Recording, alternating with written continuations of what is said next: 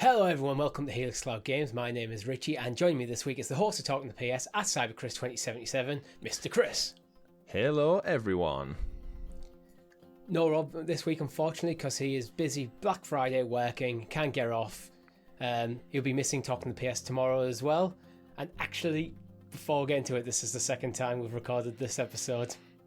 I'm glad you're willing to admit that front and centre. Shall we talk people through our weekend of recordings, Richie? So had a busy weekend. Traditionally, we get together, you, me, and Rob, and we record the shows back to back, and then we split them up, edit them, publish them, schedule them, all that jazz, do the thumbnails, as many of our viewers and listeners know. So this week, like no other, we were a little bit busy. It's Black Friday. Rob's got some business to attend to, so he's not actually on any of the shows. I actually think on Talking the PS, I did say he would be on the show because he was originally planned. Yeah. But then life got in the way. So you and me got together. I was busy this afternoon, Sunday, time of recording. Busy this afternoon. Thought we'll get up early. We'll actually get up like responsible adults, and we'll do the show a little bit earlier, so it's done, in the bag, out the way, ready for you, lovely. To make sure that we can fit in, because you especially had a busy afternoons. Like, okay, we need to try and get the show in before. Indeed. We recorded the whole show, 1 hour 10 minutes, as per standard. Lovely. Went about our business. I went off about my day, and Richie texted me about 2.5 hours later, I would say. And what happened, Richie? It might not have even been that, but honestly, I think it was probably less than an hour. So for some, I don't know how, but my audio. So for those who knew, we record our audio separate, individually, but we also have like the Discord call recording. So technically, we have at least two instances of each of our audio to work with. One mixed as the whole conversation, one like individual. So my individual audio was corrupted. I don't know how it happened. The file's just completely broken. Everything was fine. It went until I hit export and program crashed. Not retrievable, but it's like, okay, I should have a backup. And then my backup was also broken. It was just, I don't know why, because I've used it loads of times. It just, every other second for my audio just cut out across the entire hour recording. So it shit the bed. Your computer shit the bed on this one. Yes. In some way, shape or form. So we're back for episode 5.5, I guess, take 2 of this week's show. We're that dedicated. And as you said before we went live for this show, that in the history of this channel, we've not missed a publication of our content on the scheduled time that it's supposed to on our podcast. So here we are, attempt number 2 of breaking down all the Xbox news for our lovely viewers and listeners out there. And it's a little bit later in the day. We woke up a little bit more. So if some of the stories sound like we've talked about them before, or we don't seem as enthusiastic, it's because literally an hour or so of our day has been lost to corrupt file work. But we're here, Richie. We're back. We got it together. Let's bring the Xbox news. Yeah, and we've got a great show lined up for you this week where we talk about Walking the Dead getting pulled from Game Pass less than a month after it was added to it, Grounded winning Game of the Year, and the Xbox 360 controller making a comeback. All that and much, much more in this week's second attempt at the XPass podcast. Second attempt at the introduction as well.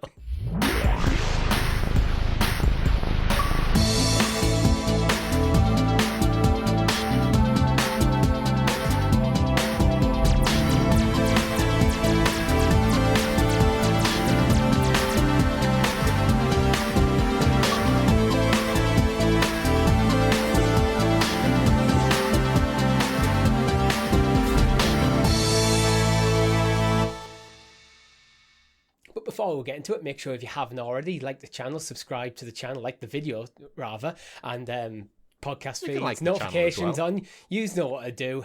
All the great content here at Helix Cloud Games, such as Talking the PS, where we break down all the weekly news in the Sony side of gaming, over on the blue side, every single Tuesday. That we usually only need to do once. I'm not going to live that down.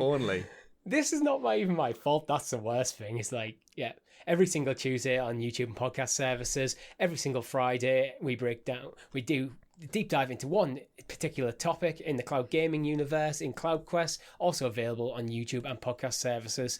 Live streams where we'll be back this week with Battlefront 2042. I almost said Battlefield there. Battlefield's the one you should be saying. Battlefield.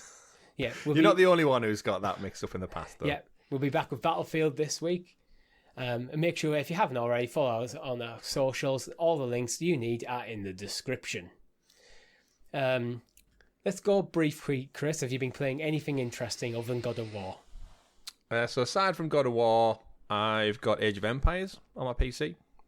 I've checked out a little bit. I think I mentioned it on last week's show. A bit of Dune Spice Wars. Of course, went straight into PC Game Pass as well.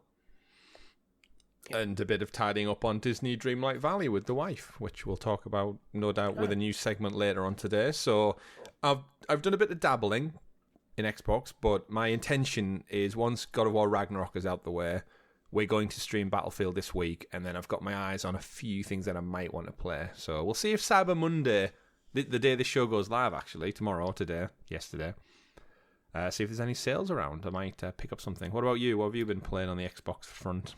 On the Xbox front, I've been playing a little bit of Football Manager on my phone, usually on my lunch breaks, but I only get half an hour. I also need to eat, and occasionally you do need to talk to my colleagues. So sometimes I'll start playing, and then I'll get involved in conversation, gets nothing done. Other than that, I've been largely just playing Pokemon. It's been a very nice accompaniment to the World Cup. Gotta catch them all. Yeah, and as I've said earlier today when we first recording. Did you? Yeah, I did. With God of War, I found my momentum slipped a bit because of the World Cup. Because the World Cup's pulling my attention away, so I've got less time. And God of War is a game that really commands your attention. Where Pokemon is one that you can literally just play for 5 minutes, put it down, come back, and I find it a lot more casual in that regard. So Pokemon has just come about the right time for me. Good stuff. Good stuff. Even if it is a buggy mess. Oh yeah, that's not just the Caterpies. It is. It absolutely is a buggy mess, but I'm still loving that game. Did you see the state of the the state of the thousandth Pokemon? They revealed who that was. No, and it was kind of like crappy tree creature for the big 1000. Yeah, go give it a look. Give it a chuckle to yourself. I'm not in love with the designs of Pokemon in this generation. All appear a bit too cutesy. There's always been usually a balance in terms of the designs, but they all kind of have this kind of teddy bear aesthetic almost. Well, anyway, Chris, would you like to introduce us to the... I've already done that. No, you haven't. Well, yes, you have earlier. But yes, not in this recording. Let me introduce you to the excellently exuberant, excavated Xbox expose, aka the news. The news. As always, our news is brought to you by our Helix Heroes, where you can become a member for as little as 99p and get early access to various of our shows, custom emojis, etc., just like Edward Jeffrey has and Doc Holliday. Thank you very much, guys. You are awesome. First news item today. 2023, it looks like it's going to be the biggest year in Game Pass history. Whoop! Let's go. Why is that? Well, as we fast approach the end of the year, it's already time to look ahead to what Xbox has in store for us in 2023. This is reading from a pure Xbox article. It's no secret that 2022 hasn't quite delivered as many AAA experiences we would have liked. Many of them delayed, COVID delays. I think we're coming to the end of the COVID-related delays, to be honest. Hopefully things will be delayed less frequently and the industry's adapted. But we've got a huge list of games looking like it's going to come. And to be honest, Game Pass is growing year on year. Yeah, well, that's the kind of the thing with Game Pass is it's a bit frustrating in the regard that some titles will inevitably leave at some point. However, by nature of all of the first-party content hanging around, the more output Xbox studios have, Game Pass year on year just gets bigger and better with AAA quality games. So anyone sign up to Xbox Game Pass this year, you caught yourself. just a little bit, just on the hook. We'll have access to Halo Infinite and Grounded now and Forza and all those other amazing titles that they didn't have this time last year, and that will just get bigger and bigger and bigger. And this year would have had Starfield and Redfall. They've been pushed back to next year, which is a shame. But again, just if the game's not ready, we'd rather you didn't put it out. But then, yeah, it's essentially the great thing with Game Pass is that it will just evolve and get bigger and bigger. And some great games will come and go by nature of the subscription model.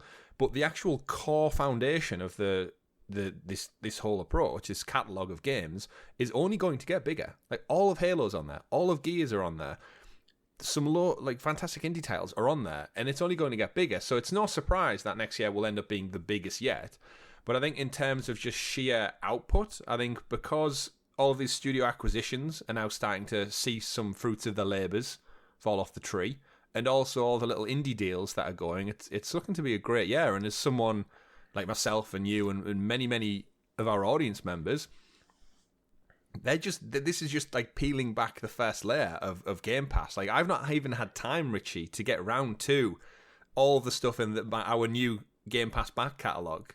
Because they keep going, oh, well, guess what? In a month's time, you're going to get Age of Empires again, which is like a 20-plus-year-old game. But I look at that and go, fuck, I really want to play Age of Empires again, as well as the new stuff. So we're just spoilt as gamers, aren't we? And Game Pass especially spoils us just tenfold. It's great. Yeah, and as we mentioned, delays in 2022. It's made... The delays have weakened 2022 in terms of gaming overall. And I think outside of Elden Ring and God of War, there's nothing really pushing at the absolute pinnacle of AAA gaming. You got maybe things like Horizon, which are probably is in that one tier below, like Elden Ring and God of War. But there's not been much from Xbox. But every game that you mentioned, things like Starfield, every one of these games that gets delayed this year into next year does actually just strengthen 2023. Yeah, again, that's it. They've not scrapped any of these things. They've just been delayed. And delays, as much as they suck, people very quickly forget about the delay once launch comes around. I'm at a point, especially with Game Pass, where I really don't care how long a game's delayed, because there's so much on Game Pass to play just immediately at my fingertips. Yeah. Especially if you're playing through the cloud. That is like, yeah, if a game doesn't come this month and it gets delayed to March, it's like, well, I'll just play that in March. I've got other games to play. I've got lots of other games that I am neglecting in the interim. I only have so many hours in my day to play games. Not enough, some would say. Literally, at the moment, I am trying to balance, things like other interests like the World Cup. I'm playing God of War and Pokemon. And you go to the gym a lot now as well. Yeah. I've been exercising a lot over the last 4 months to try and get myself. How is it sacrificing precious gaming time to stay fit and healthy? Is it difficult? It is. I think it's worthwhile. You're doing great. When I sit down to play a God of War and go, you know what? It's Friday evening. My gym sessions are all done for the week. I can. It's maybe 8:00. I can just play this till the early hours of the morning. I'm single as well, so I don't even get in trouble for that shit. It's just I really appreciate that time more than when I just have hundreds of hours in a week to play. I haven't mentioned this to you or Rob, but I've changed when I'm training as well. So I'm now training where most of my training was focused on Friday, Saturday, Sunday. Then I play footy with you on the Monday, and then I was going for one midweek run. I've moved everything to Monday to Friday to free up my weekends more, partially because for recording times and stuff, it gives me, because I was constantly felt like I was just trying to schedule all the time, my weekends, when's this going to happen, when I can do that, and it's felt like it's too many moving parts on the weekend. It becomes a task unto itself, doesn't it? Just to get shit done. Yeah, that is one of them. But now you're doing well. It frees up them bigger play times when I can sit down and play a God of War, because a game like that, some people can just play for half an hour, then get on with their life. That's the sort of game where I probably need to look at I need at least 2-3 hours. Yeah, stretch. I know what you mean. There are because I just want to get lost in that world. Yeah, I've not listened to any of my usual podcasts this week because I just wanted to sit down and give my undevoted attention to God of War. Yeah, and I can't wait. But it won't be coming to Game Pass, God of War. However, something with Starfield or Redfall. Redfall's one I'm quite intrigued by for next year because I like vampires as much as the next person, and Redfall's one I always forget about actually. Yeah, it is kind of one. I think it's going to be a sleeper game that comes out because it is one of the AAA big ones. It's from Bethesda and Arcane. Yeah. Who put out Ghostwire Tokyo as well. So they're used to making. That's another one on the list. That's on Game Pass. Oh, it's coming to Game Pass. Yeah, it's got a year exclusivity with PlayStation before it jumps across. But Redfall, you can do it solo or co-op, 4 players, fight legions of vampires. What doesn't sound fun from that in a AAA game? And we get it free with Game Pass. So there's definitely, it's got co-op, there's going to be a stream involved. Oh, undoubtedly. That's something you can pretty much be assured here, that if a game's got co-op or multiplayer of some kind, and it's come to Game Pass, we will stream it. Yeah.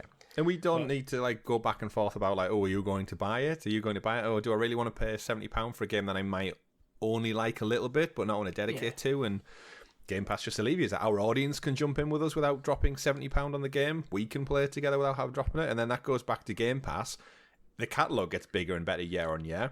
But I guess so does the opportunity. So for us and our audience. Going back to the key focus of this topic, with 2023 looking to be the biggest year in Game Pass, I'm actually not even surprised by this, because what I was surprised at was Game Pass came out in 2017. It doesn't feel like it's been 5 years.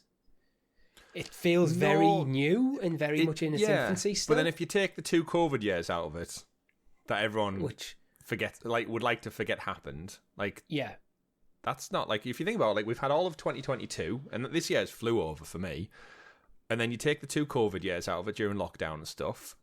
And then, we were talking about Game Pass before COVID and lockdown, comparing it to Stadia Pro subscriptions and stuff on the channel. So it's actually, that's nearly 4 years of our life, and Game Pass came out a year before we started the channel. So it seems like such a short time away, but when you look back, it's oh shit, it is. We were all in our 20s, Richie. And we have to remember as well, in 2017, this was still at a point where everyone was looking at Xbox and its performance of the previous generation, the Xbox One generation, and kind of in comparison to Sony, and kind of, we know these generations are coming to an end, how have they performed? Microsoft had a pretty rocky start. And it's the main thing, they've come back from that rocky start, but the main thing they're lacking is that first party lineup. And you know what the telling thing about that is? You said Game Pass launched in 2017? Yeah. Yeah? And that's how shocked we are. The original God of War reboot came out in 2018. Yeah. And now we've got Ragnarok. So there's those 2 genre-defining AAA Game of the Year titles for me. We've had 2 of them in the time it took them to get Game Pass to this point. And that's, I guess, is the clear direction which Microsoft have needed to really ramp up.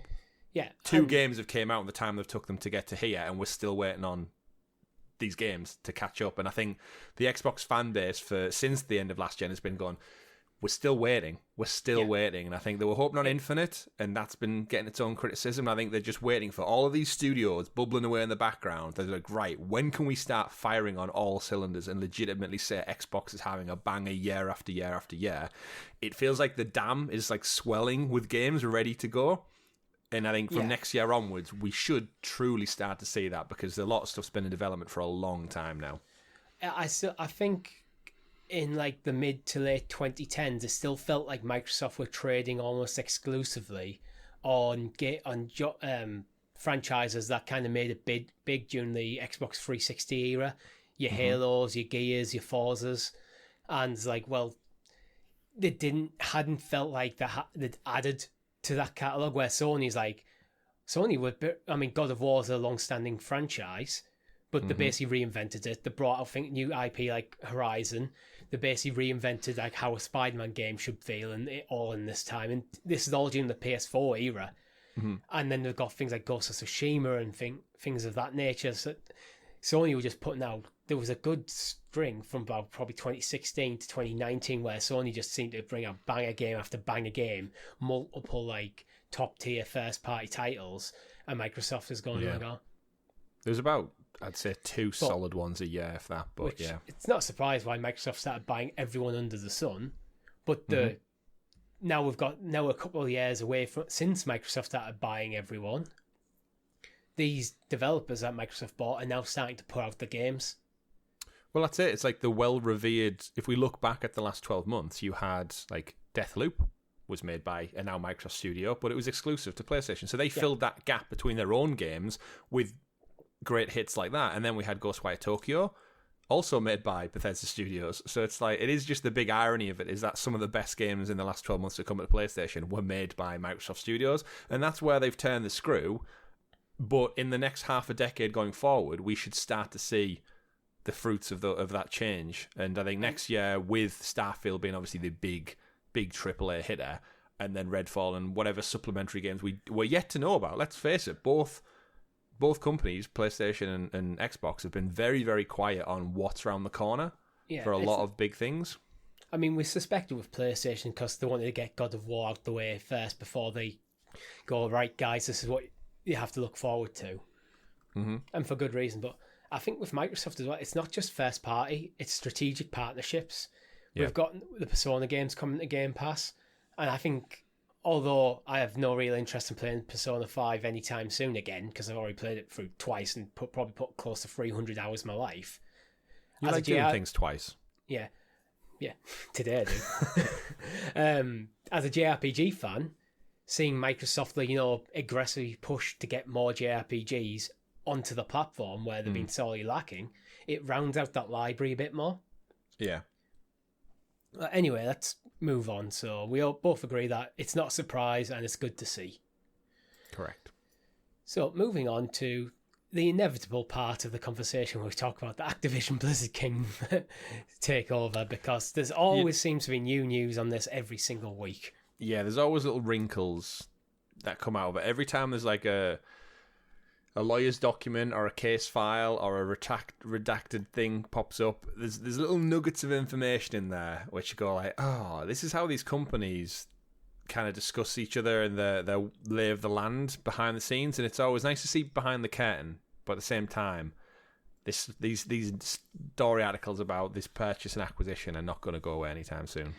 Yeah. So this first bit I want to talk about is Microsoft wants Sony to be more like Nintendo. Mm-hmm. Well, that's quite spinning this story quite a bit there, but basically Microsoft are pointing to Nintendo's success over the decades without Call of Duty as a reason why, if Call of Duty was to go exclusive, Sony should be absolutely fine. What are your thoughts, Chris? I can see where they're coming from, because saying that, Sony are fine without Call of Duty, just like Nintendo have been fine without Call of Duty for years, and they will continue to be for years. I can see why they've made the comparison, but at the same time, Nintendo has not relied on Call of Duty at all ever. since the ever. It's never relied on them. It's not really had any distinguishable Call of Duty since, off the top of my head, I think the Wii U probably had some variant of Call of Duty, but it's never been like attachment. It's never been like a million unit seller on the Wii U or the Nintendo Wii. Yet for Sony, especially with the marketing deal through the PS4 generation, Call of Duty was like their go-to shooter, like so much so like they don't even bother with Resistance or Killzone anymore. They haven't done for like 10 years nearly. So the premium shooter on Call of Duty on PlayStation is Call of Duty. They even threw Battlefield under the bus this past week, saying that Battlefield does not stack up to Call of Duty in terms of a premium AAA shooter. And if they're willing to do that, I think everyone just knows that Call of Duty makes so much money. Yeah, we should caveat that by this is purely from a business perspective, so it's all about the numbers, how much money it's making, not in terms of the quality of game necessarily. Yeah, purely on a financial gain standpoint, like that's what's going to happen. Yeah, and when it comes to like Nintendo, I think Microsoft are pitching this to regulators and maybe people who are not passionate about the gaming industry, maybe not as invested emotionally or financially in the industry as like the average gamer is. So when they say like, oh, look at Nintendo, this is this hugely successful company in gaming, no one can deny that as a statement. True. Call of Duty is barely a footnote to them. It's like, yes, they may have had a few here and there, but like how many people can actually name what Call of Duties have come to in Nintendo platforms? So they've been fine, so Sony will be. But as you mentioned, I think Nintendo have made a brand that kind of doesn't need Call of Duty or anything like that. It's like people buy Switches because How many people, hands up in the comments, how many people buy Switches for Pokemon alone? Yeah. Or maybe a Zelda game here, a Mario game there. But to be honest, I don't think I'd buy a Switch if it wasn't for Pokemon. As much as I do like other Nintendo franchises, I think I'd probably go, I can skip these other titles. Yeah. The Switch has always and probably will always be my supplementary console, and that is because I've always grew up with the other ones.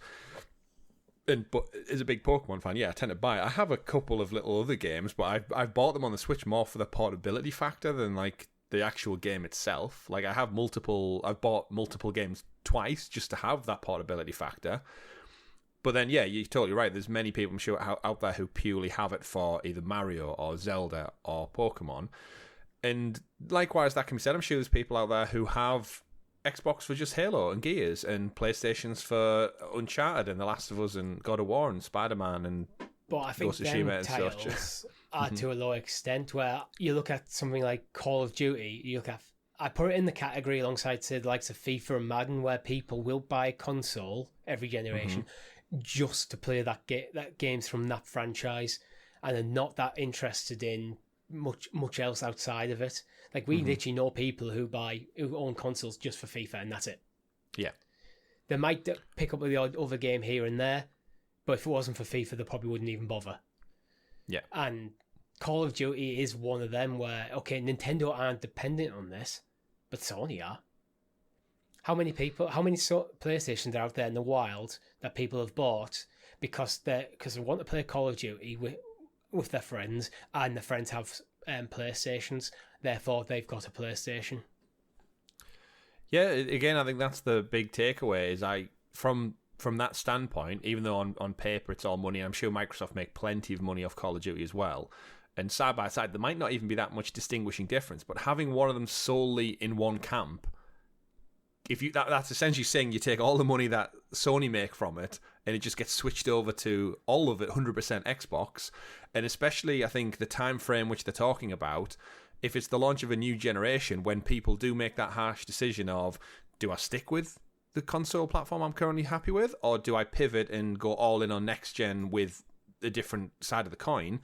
Because it's weird that this is kind of the only industry where every generation you totally are in or out on a different platform. Like, you don't do it with phones. You don't, like, when you do your upgrade, you don't go, right, I'm totally in or out. I know some people change, but it's very rarely you ditch one ecosystem completely for a different one from a different company. But then I think video games, because there is that cross-pollination of titles, it makes it a little bit easier to switch allegiances. And then, especially now we're getting more things like cross-play and cross-progression. Yeah, it's not as harsh as it used to be. But then when it comes to exclusives, that is a big seller. The reason PlayStation commits so much to their own studios, and now Microsoft seemingly are committing so much to their own studios, is because if you have those games that can only be played in one place, it pulls people over. It gauges it. It brings in interest for an IP that you cannot get anywhere else in the world. And having Call of Duty, the biggest franchise of all time, subjectively, and one of the biggest money makers of all time, in your camp, purely in your camp, is a win. It means anyone who plays Call of Duty as this is the main game. It's more when Call of Duty is the hobby rather than gaming being the hobby. Yeah. Every single one of them people who might have bought a PlayStation will now buy an Xbox. Mm-hmm. And even on like a 10-year deal, that doesn't stop them from doing extra things with like incentives with Microsoft. Bundled in, sales, extra skins, season passes are half price. Like, if you're a Game Pass subscriber, you get perks to this, early access to Call of Duty. There's so many things that, even if it's still on PlayStation, they can make the deal on Xbox sweeter because they own it. So they could play ball with all the legalities all day long for 10 years, but it's in their best interest as a business to get this finally exclusive. So whether it takes a decade or not, it will hamper Sony, just like any exclusive purchase. Like the Bethesda sale is kind of overlooked on that front. Like Starfield, Xbox exclusive. Starfield could be one of the biggest games of the year next year. And Microsoft have that solely because they bought Bethesda. It comes down to a difference in scale on these things, though, where the Bethesda deal was industry shaking. The Call of Duty, Sony are pushing so hard against this because they'll look at it and go, without Call of Duty, that will significantly impact our share price. Where, to be fair, for Bethesda, you get an Elder Scrolls game, a Fallout game, maybe once a generation. And beyond that, there's some other interesting stuff, but they're not hitting the same sort of numbers as Fallout and then an Elder Scrolls. Without Call of Duty, Sony's share price could tank. And sometimes that could be an irreversible trend. So while Sony are the biggest players in gaming at the moment, this could absolutely cripple them. Yeah. That's what they're worried about. Yeah. And if you are Sony, if this goes through, what's to say they don't do it to somebody else? Like, I'm sure when the Bethesda deal fell through, they probably thought, oh shit, they've gone and acquired all these studios. But you know what? There's still enough players out there in the market that we should be safe. Now they've seemingly are going to take Activision as well. All of a sudden, all of the Call of Duty is off the table. All the other stuff they do, Diablo, is off the table. Crash, Spyro, and all the little interstitial stuff in between, Tony Hawk's, off the table. And then they think, all right, that's an even bigger one. What's to say if this sets a trend and Microsoft come back in another 5 years and go, you know what, we've bought Square Enix as well. Then Sony lose all Final Fantasy. Or Ubisoft. And then you can almost see where, if they don't put their defences up now and stop this one from going through, what's to say more don't go into the future? And then again, for future-proofing your business for the next 10 years, it's no surprise they're fighting tooth and nail. Like, I'm not saying it's right or wrong, but it's no surprise as a business, whether you are the market leader or not, if another business is coming in and taking away a big stream of revenue for you, and you think there's a legit reason that should be against, I don't know, consumer marketing or monopoly shares, that kind of thing, I can see why they're doing it. I can see why both parties have vested interest in this acquisition. And as it stands, with all the news that we hear, Richie, I could see this not going through, with all the stuff we're here. Like, it seems to be getting really serious, where we're hearing things like Xbox aren't going to show anything off at Game Awards this year because it risks exposing them to their exclusivity deals and how it trends and money, shares go up and down based on this. We saw the PlayStation showcase was apparently canned earlier this month because of that very thing. That they're being investigated, so they're trying to lay low and keep quiet and not shake the boat too much while they're being reviewed. Yeah, I mean, at the last that we've heard of, Microsoft has said that it offered Sony a 10-year deal for Call of Duty, up from a previous offer of 3 years. So this is a non-exclusivity deal. I'm not sure whether this would involve it being allowed to go to Game Pass or not, or it would just be a case of you can have Call of Duty for the next decade. At the moment, at the time of recording, Sony have declined to comment. I think they'll probably take some time to think over that, because you got to think in a 10-year deal, the PS6 will be out, so it won't hamper the launch, which is what we'll talk a bit more about that on Talking the PS tomorrow. Yeah. So I'm not going to go too depth in there, but I think the Microsoft are looking for a way, and they just need to kind of get Sony to a point where Sony have to stand the ground on this. It's just one of them situations, because if they don't, it could really hamper their future in gaming. And they need to it's just finding that compromise. I still think it will go through, but it'd be costly for Microsoft if it doesn't. Yeah.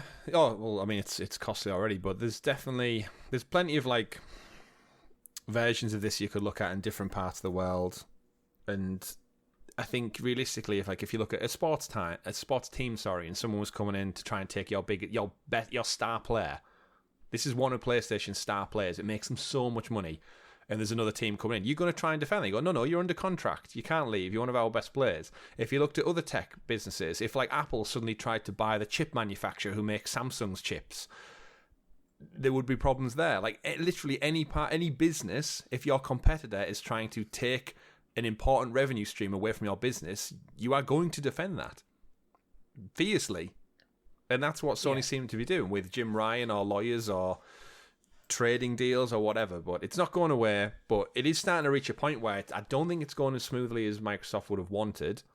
And now there's all these different governing bodies interjecting, and the sheer scale of the money, the 68 billion, it's such a high amount. I don't know. The longer it seems to go on, at first I was like, oh shit, that's a lot of money. There's so much money, of course it's going to go through. But then you actually forget that Sony have some damn good lawyers as well. The reason I think it's going to go through is because we're getting a lot of information. It's every week we're giving an update on the story, so it hasn't gone cold, which suggests that there's a lot of backwards and forwards going, so discussions haven't stalled. It's when discussions stall that I'd start getting worried. But even then, we've seen like the stance on it from Xbox's side of view seemingly lighten. It was like a 3-year deal, now it's a 10-year deal, and now Phil Spencer's going out there on podcasts saying that as long as there's a PlayStation to ship to, we'll see Call of Duty on there.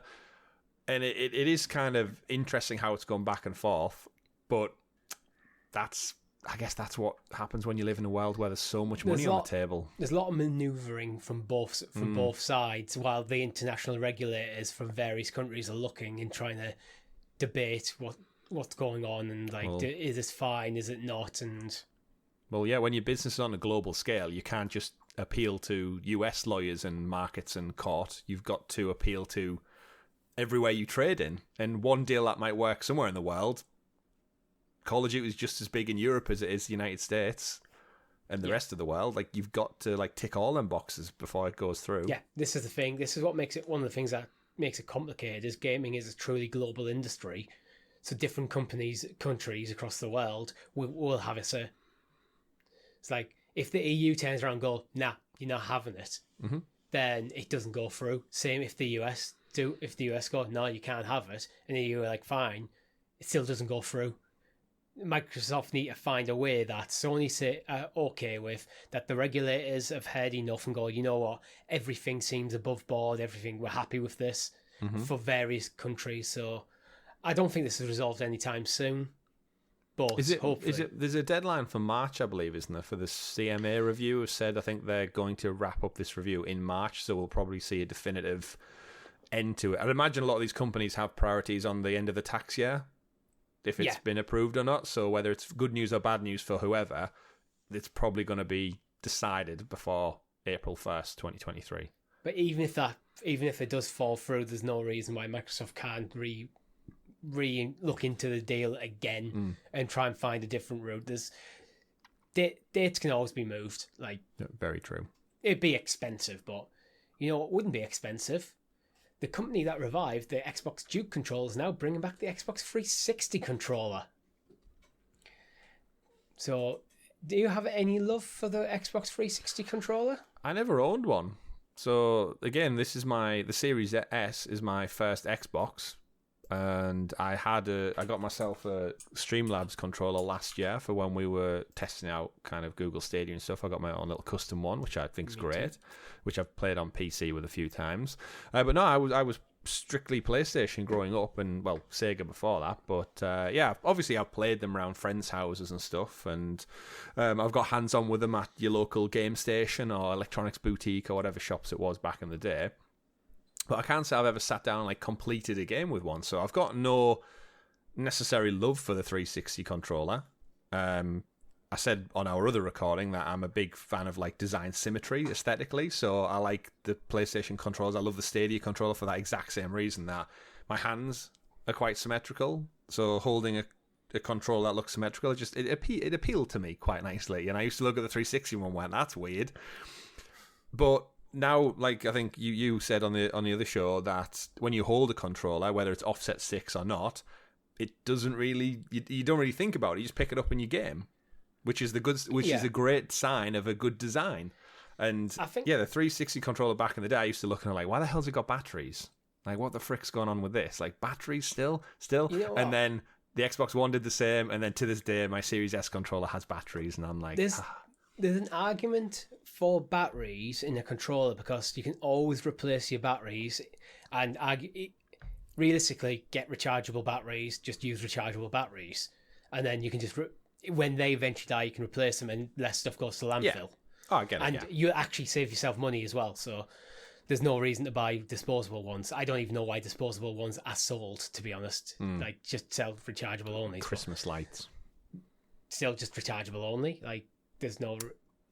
You just save yourself money in the long run. But that aside, the argument for batteries is in a DualShock 4, the internal battery will die over time. Mm-hmm. And then once the battery's dead, the controller's effectively dead. Where you could play it plugged in.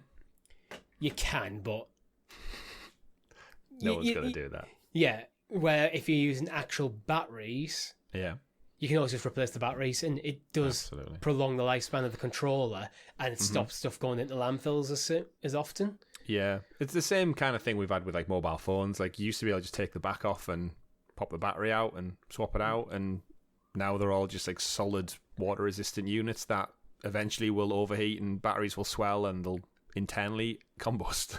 Yeah, that being said, my experience with my DualShock says the batteries are good enough that even my oldest DualShock controller, which I've used, God knows how, for about 7-8 years or something, it still the battery and that will still last a good few hours. So it's like, yeah, I have felt the battery decay over time, but it's still good enough. So I actually prefer an internal battery in some ways, to the point where I actually have internal batteries added to my Xbox controllers. Yeah. So, but that's more so I can have a charging dock. Because I'm a big advocate of charging docks, so I can just, you know what, when I'm done gaming, I put my controller down on its dock. That's where it lives, and next time I go to play, it's fully charged again, and I don't have to think about it. Yeah. Fair enough. So, in terms of the 360 controller, then, what's your love story with them? I wouldn't say it's a love story. It was more of an appreciation story. Because back at the time of the Xbox 360, I had an N64, I had a PS2, and then I didn't get another games console till my PS4. And even then, that was a couple of years into the lifespan of it. So there was a big gap where I'm largely just playing like just PC games almost exclusively, apart from I had a 3DS. Mainly for Pokemon, Tim, like I got the Switch. So the Xbox, but there is some games, even when I was hardcore mouse and keyboard, it's the best way to go for gaming. Yeah. I always conceded that some games are better on controller. FIFA was one. I used to buy FIFA on PC. I need a controller for that. And in this era, you could get third-party controllers that are almost exclusively shit. Yep. The Xbox 3 controller, you could buy an Xbox 360 controller for Windows PC. It came with a dongle to make it wireless, a USB dongle, and it just worked natively with Windows, where third-party ones were usually crappy quality. I could maybe buy a DualShock 3 or something, but then it doesn't work natively, so you have to get third-party software, and it's always a bit more janky, where the 360 controller just worked. Yeah. So it's making a comeback as well. Yeah, I think we mentioned like Microsoft trading on earlier in the show. Microsoft previously trading on IP from that generation. I think it's like kind of symbolic, this controller, as like this is kind of when Microsoft stepped into the mainstream of console gaming with the 360 more so than the original Xbox. Yeah. It's where like the Call of Duty Modern Warfare came out. It's where it really went big, the Xbox. Yeah, and I think it just had solid ergonomics, to be honest. At a time when ergonomics weren't that thought of. Yeah, I'd agree with that. It was the kind of like the ridiculous controls we'd had in the past with like the N64. Like, let's face it, the Duke was a bit ridiculous as well, just for the sheer size of it. Like the PlayStation 2 and 3 was just like a hollow shell. What would be like the Wii came out with its nunchucks and such, and its game pads were all everything was a bit crazy. And then I think Wii aside, that it was a completely separate. But you look at the N64 controller you brought up in our first recordings, like that's a design. Like you can someone make thought arguments. That was a good idea. I can see the logic though, because bear in mind that controller was getting designed for probably the first 3D games console. Yeah. So the weird part of that controller, it wasn't the D-pad and the L button on the left hand spike that no one ever used. It was actually the analog stick and the Z trigger on the back. Because Nintendo, they're making things like Mario and Zelda to showcase how gaming can work in 3D. But most games at this point were just made in 2D. So the D-pad was, in probably Nintendo's mind, like, this is going to be the main focus. Mm-hmm. And it just didn't pan out that way. Yeah, it is crazy. All the variations we've got, that kind of this generation is, I guess, what kind of honed in on what a controller ergonomically should look and feel like, and there was more attention and focus put into it. And now they've kind of been refined to such a point where I think the Xbox controller is great. The Stadia controller was surprisingly fantastic. Amazing the controller. DualSense 5, best controller ever. Like, obviously, that's more internal stuff, but now they're able to just iterate on what form factor everyone just seems comfortable with. Like, the controllers are all great, like, now. I think the Xbox 360 controller as well this is probably the de facto origin of how you'd expect a standard modern controller to be. So you're not adding things like haptic feedback or, like, the touch bar and stuff from the PlayStation or, like, motion controls or anything, but this is the default layout. So you've got 2 bumpers, 2 triggers. Bear in mind, the old PlayStation controllers at the time, they had L1 and L2, but they were just buttons. Yeah. They were just basically 2 bumpers. You've got 2 analog sticks. Again, not the first controller to have 2, but it did. This is, you look at that 360 controller, then you look at the Xbox Series controller. It's the same, basically. Yeah, it's got a few more buttons because you've got things like share buttons and stuff, but it's essentially the same. Yeah. Also, wireless. Well, that's what's good with this re-release, is that they've adapted it so it's now got a menu and view buttons. It's got the share button. It's got the audio jack, and it's powered by USB-C. So even though it looks like the old 360 one, it does have those modern sensibilities to it. So it doesn't feel out of place if you're playing it on your Series X or S. Yeah, it's designed to be. It's designed to play on the Series S and Series X. That's what this controller is for. But it's a nice little nostalgia thing. Absolutely. But moving on to another piece of nostalgia, Age of Empires has got a roadmap for consoles and for PC in a recent update. Whoop! Can't wait. So we're getting too long. So season 4 of Age of Empires 4, it should be out in February, and we know that Age of Empires 2 Definitive Edition is set to come to Game Pass for consoles on January the 31st. Yep. And Age of Empires 4 will be coming to Game Pass on consoles sometime after February. Sometime. Nice little option to delay it there. Yeah, it's just on the infographic, it just says later 2023, so it'll be next year. I'd expect, to be honest, after April, probably into the new financial year. Because it's going to be they can push this for Game Pass as well. I guess not putting a date on it allows them to see how Age of Empires 2 performs and what the feedback is for Age of Empires 2 on console and cloud, and then they can go like, okay, this was received well, this went well, we saw great sales numbers because of XYZ. Let's replicate that with the newest version of the game to celebrate the 25 years. So, again, it's smart. They don't need to put on a date on it yet. I think Age of Empires 2 remastered, whatever that looks like on console and cloud, will keep fans of the franchise tied over until this one. But a roadmap's always good to see, and I personally can't wait to get back into some Age of Empires, whether that's in the cloud or chilling on the couch for a change rather than being at my desktop. The nice thing about it coming to the console is, at the moment, it's only really Xbox Game Pass console edition games are coming to the cloud. But, like, with Game Pass, if you got Game Pass Ultimate, you can just be sat there at home playing Age of Empires 2 on your PC and go, all right, I'm going to go to work and I'm going to continue playing on my phone. Theoretically. Theoretically. It is theoretically. It hasn't been tested. We don't know for certain. But yeah. Well, Football Manager's got direct touch, which is like a godsend, really. It's so you're not playing an emulated controller. So we know the Game Pass in the cloud can do it. But moving on, Grounded has won a Game of the Year award at the Golden Joystick Awards 2022. An Xbox Game of the Year. An Xbox Game of the Year award, yeah. So we actually had to do a bit of research earlier about what the Golden Joystick Awards is, because it's one of them things we've always heard about. But we didn't know who started it. Chris, would you like to tell people what's a bit about the Golden Joystick Awards? I still don't think we really know. We looked into this earlier during our first recording, and it seems to be presented by Games Radar, the news website. But even when you look on their wiki page and stuff, there's nothing to really tell you who it says it's by the fans.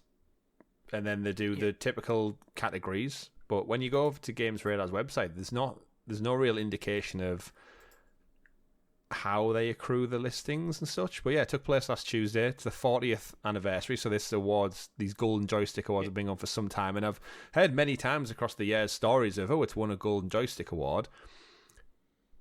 But I don't know, it just says, brought to you from the makers of Games Radar, Edge, Future Game Showcase, PC Gamer, Retro Gamer. So it seems like it's a collection of publications, whether through like online media or traditional magazines. They get together every year and celebrate.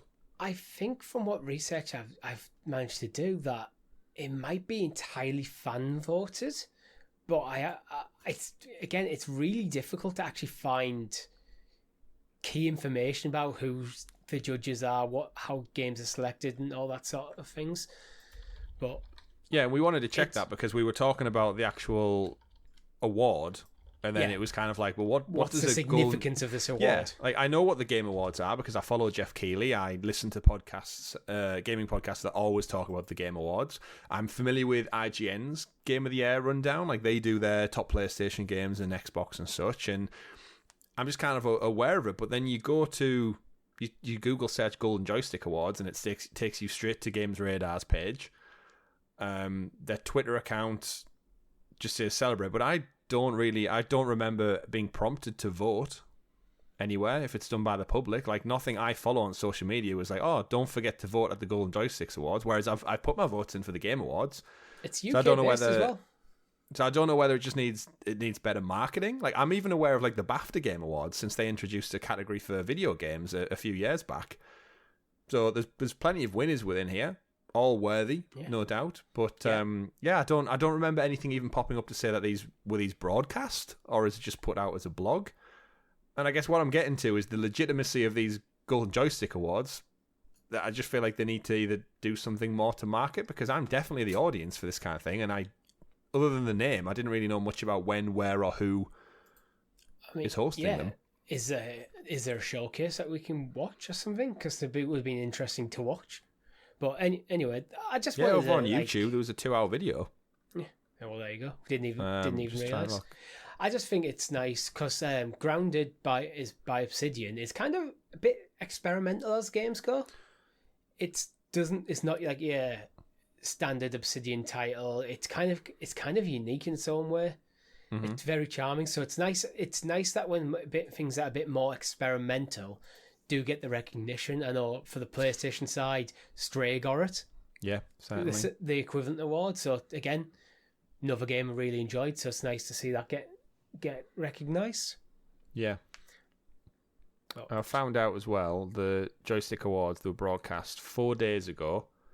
2-hour long presentation with a stage presence, and then skewed in with like online webinars and videos that were obviously pre-recorded. At the time of recording on the 27th, so 4 days after, only 42,000 people watched it in the world. So read into that what you will. But anyway, no, it doesn't take away from obviously the actual awards themselves. Congratulations to all the victors. And yeah, like you said, it's great to see Grounded getting some recognition. I've got a lot of love for Stray as well, so shout out to Stray on that front. And I guess I don't know what they need to do, but it's nice to see some award season stuff picking up. Although I still don't agree with Game of the Year being given before the year's out. I still think all these Game Awards should happen in the January, and they should review the last calendar year. Because games miss out. If you remember, Cyberpunk missed out, although it probably wouldn't have deserved to win at the time. And I think, did Star Wars Jedi Fallen Order miss out in its year as well? I think that came out November 19th. In 2019, if I'm not mistaken, and I think that missed out by like a week for loads of nomination options, and then because of recency bias, it loses out the following year because it's been out for 13 months. So, yeah, I would probably say if I was Jeff Keighley, I'd probably put it maybe end of January, start of February. So games released in December have a good chance to like stake the claim for the game, the best game in that calendar year. But it's kind of arbitrary anyway. As long as he goes, right, these are the dates you have to have released between these dates. And as long as it's clear, it's not the end of the world. But what isn't clear is the reason why 2 Walking Dead games have been pulled from PC Game Pass. Oh, yeah, we spoke about these a few weeks ago. Only arrived the 1st of November, so they've not even been available to play a whole year. I checked out the Final Frontier, and I haven't gone back to it since I first I've only put like an hour or so into it. And apparently I can't go back to it now. I haven't checked myself, but yeah, according to listings all over the place, Michonne, her little side story episode, and then the New Frontier, which is the final season of the Telltale Walking Dead arc, on PC Game Pass, it was made available, and when people booted up the game, apparently episode 1 of the season was free, and the following episodes were chargeable, which obviously isn't right. They should have all been free, as listed in the Game Pass announcement, and then they've all been pulled now. So if you have the game, you can't boot it up. If you don't have the game, you can't claim it, and you can't install it for free through Game Pass. So something's gone on. There's people asking questions on the Skybound, who now own Telltale, who kind of took over from the old Telltale and Microsoft, and no one seems to have given a reason yet. We suspected that it just means that there was probably an error with the upload of the game version, and it was supposed to be like the complete edition, but for some reason the OG version with just the episode 1 and then the rest of purchasable went up, and they've been pulled to probably just do some fiddling around behind the scenes and re-upload is the correct versions, and we'll probably see it corrected, I'd imagine, by the time this episode goes live today on Monday. Yeah, hopefully. New work week, new updates, get pushed through, patches and such, and then, hey presto, there to claim and play. I mean, this was reported on the 25th of November, so it's like reported on the Friday, so hopefully by the end of this week, they'll be back. Yeah. For me, the main story is like, this is stuff that you could just be, if you have pulled it because things aren't working, it's meant to be the full thing, which was what was advertised.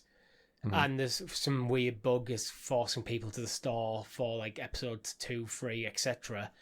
That just own up to it. Just say, look, it's not working as we expected it to. So we've pulled the games. We will bring them back once we've fixed it. We'll stay tuned to our socials for news when that happens. Yeah. Tweet. I think honestly, sometimes when you just communicate things to people are usually pretty okay with like, oh yeah, it kind of sucks, but I get it. Yeah, especially if this is the only way to fix it. Like, if you need to pull the whole game and re-upload or reboot it, whatever you need to do, then yeah, if that's the only way to fix it, then yeah, fine. So I'd imagine it'll be back, because it was one of the tentpole games for this month, like well-known title, well-known franchise, and especially with the finale debuting on Disney Plus of the TV show that's been going for a decade. It's that perfect culmination of cross-pollination media, what you want. People go watch it on Disney Plus, go, oh, that was great. Oh, what's this? On my Xbox, I currently have New Frontiers, free to play. I have Michonne. I recognise Michonne from the show. Let's check this out. And then they get in, it goes, you have to pay for episode 2. You got to pay for episode 3. And it's like, I'm sure it was supposed to be free. Something's not right. And then now it's just straight up gone. So, yeah, they'll want to get it fixed, hopefully sooner rather than later. Yeah, it's not a big thing, but talking about New Frontiers, Disney Dreamlight Valley's Toy Story realm gets added in December. So I put this one in specifically for you, because we know you're a fan of Disney Dreamlight Valley. I am, yeah. Disney Dreamlight Valley, for those who've not checked it out, if you're a big Disney fan, if you enjoyed Animal Crossing back in the day, it's essentially a combination of the two things. It's Disney characters, you create your own avatar, you go into the world of Dreamlight Valley, which is a child's kind of imagination from when they were younger, and you meet loads of characters, you collect stuff, resources, wood, stone, find gems, sell them to, funnily enough, Goofy owns the shop. Don't know why he's a decent businessman. But you basically improve the town, which has fallen to disrepute and it's poisoned by some evil magic, typical Disney shit. And then, this Toy Story expansion looks great. It seems like you get shrunk down, so it's going to add a different kind of vibe to what we've experienced so far. And yeah, if you're after a game that's just like therapeutic, it really is a podcast game. Like, if you don't need to take much of your attention to play this title, it's go around, hack at shit, dig stuff up, plant and water things, grow fruit and veg, and then trade it in for other resources to make more stuff. And like Animal Crossing, you build your own house and you can have your own like Disney style bed or window frames, and it is very much that type of game. But me and the wife really enjoy it, and we're big fans of Toy Story. And I mentioned on our first recording of this show, Disney's got such a wealth of IP. This game's been received so well already, and it's still in beta until next February or March, I believe, until a full open launch. It's getting loads of good feedback. There's some tweaks that they need to do to it in terms of resource management and grind, because I'm getting a bit fed up of the grind a little bit. But my wife, who's not as hardcore a gamer as me, in fact, she's not even a gamer, it's enough for her, and she doesn't mind jumping into it. So it's very much, I'd say, a more casual style game. But that could be to its betterment. And every time they rock up with a season pass or a new release of, here's Toy Story, here's more Moana content. What, you like Frozen? It's Christmas? Here's some more Frozen content. Oh, by the way, you're a Star Wars or Marvel fan? Yeah, we own that too. Then he's Alien and Predator in there because we own Fox as well. And then there's a Simpsons spin-off. And they just own so much stuff. They can just slap it on this game. And what do you mean I get to dress up as Homer Simpson and walk around Disney World? I'll do that. I'll grind for that. And yeah, it's just got... It's kind of what all these brands are trying to do, get all of their IP into one world. And I think this is doing it in such a subtle, Animal Crossing, relaxing kind of way. The game doesn't ask for much. It ain't challenging. It's enough to get the masses in. And I think it's doing a good job so far. So keep your eyes on for this one in the new year. Yeah, as I was talking earlier, I expect this because this game seems quite well revered. Like, I've heard people I know who are not gamers talk about this. Mm-hmm. People who just like Animal Crossing.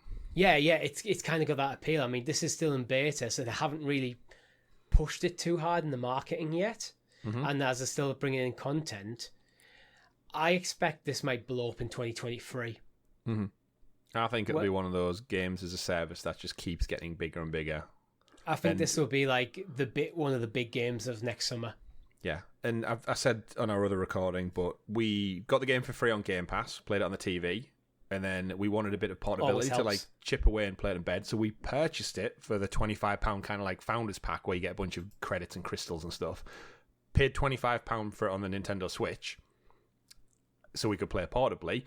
I guarantee you at some point in the future this game's going to get a mobile counterpart, which means you can chip away at the grind and collect your resources or finish objectives on the move on your phone.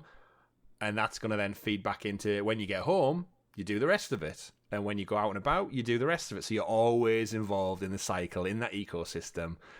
And that's how they get you. And then you get bored of waiting for resources, so you buy resources for $1.99. And then that's money being printed right there. Absolutely. Disney dollars, boys and girls, Disney dollars.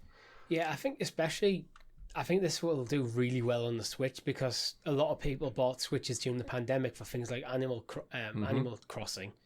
Yeah. And that's probably died off a bit, I imagine. But then there's like a lot of these, I can imagine there's a lot of crossover between people who bought Animal Crossing and people who are Disney fans. Yeah. It is a big family game as well. So at the end of the day, there's a large crossover in that particular Venn diagram there. Yeah. If you're playing Mario and Zelda and Pokemon and stuff, and then all of a sudden you can make your own character and go and see Buzz and Woody in Toy Story World, then yeah, like old fans, new and old, are gonna love that. Like I love it. My missus loves it.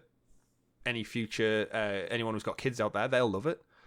So it's just kind of a perfect mix match of old and new IP. Like the first character you meet, freaking Merlin from The Sword and the Stone, which came out in like 1947 or something. That's a bit of a deep cut. It is. And he looks like him. He makes some little noises and he gives you the mission and tells you what's wrong. And then you go on. I think last week we met Scar from The Lion King because he was in some content. And then you've got Ursula in the sea rocking up. So there's a good cross-pollination of like various age demographics. But that's Disney, right? That's what they do. They've been around for so long. Has Mickey turned up? He's the final boss. Mickey. Yeah, Goofy's a shop. Scrooge McDuck is your financier who helps you upgrade and renovate things. And it is just that. He's your accountant. Like, essentially, yeah, you go see him. So when you want to upgrade like a building, you go him and he says like, oh, let's see how much that is, what resources you need. And yes, Scrooge McDuck essentially finances the repairs in Dreamlight Valley. He's the money man. So why wouldn't you? So yeah, it's very good. Very good. But that's all we have time for this week. If you've liked the video, make sure you hit that like button and consider subscribing to the channel, hitting that notification bell so you know when all of our great content drops here at Helix Cloud Games. If you want to join the conversation even further, head over to our Discord. There's a link in the description below. Thank you very much for watching. My name's been Richie. I've been Chris for the second time.